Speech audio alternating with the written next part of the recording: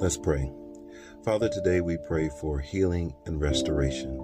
We pray for those that are dealing with physical, emotional, and spiritual exhaustion and fatigue. We pray, God, that you would heal the broken heart, that you would strengthen those that are weak and discouraged.